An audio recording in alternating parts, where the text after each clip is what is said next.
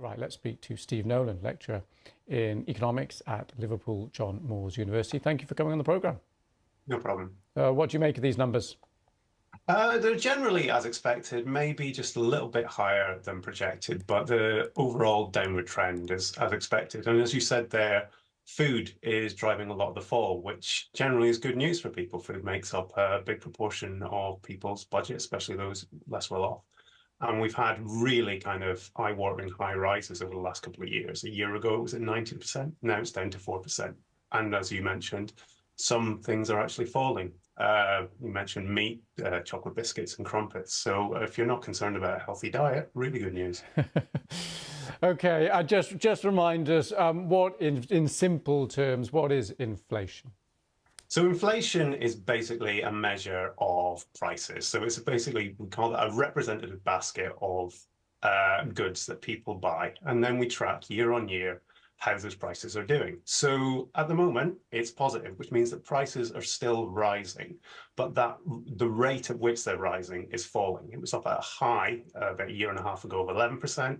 Now it's down to 3.2%. And I know, economists and projections, but let's look ahead over the summer now. What are you expecting? I think everyone is expecting another big fall next month when we see the quarterly price cap. That's estimated to go down by about 12%. So that's going to really see a drop in the year-on-year prices. So we'll actually see inflation near or maybe even below the Bank of England's target of about 2%. Below, okay. And then how does that all feed into interest rates? So this is the thing. Obviously, the Bank of England is projected and expected to cut interest rates at some point, but there's some uncertainty about when that will be.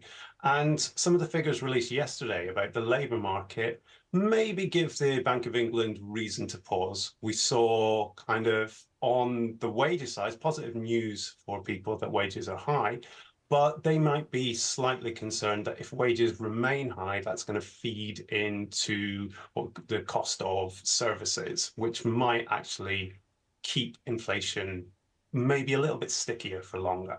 But I think Okay. overall, the market's expecting a cut in June.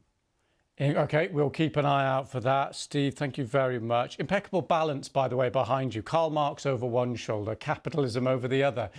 Perfectly balanced economist. Thank you for that. Right, we're going to stay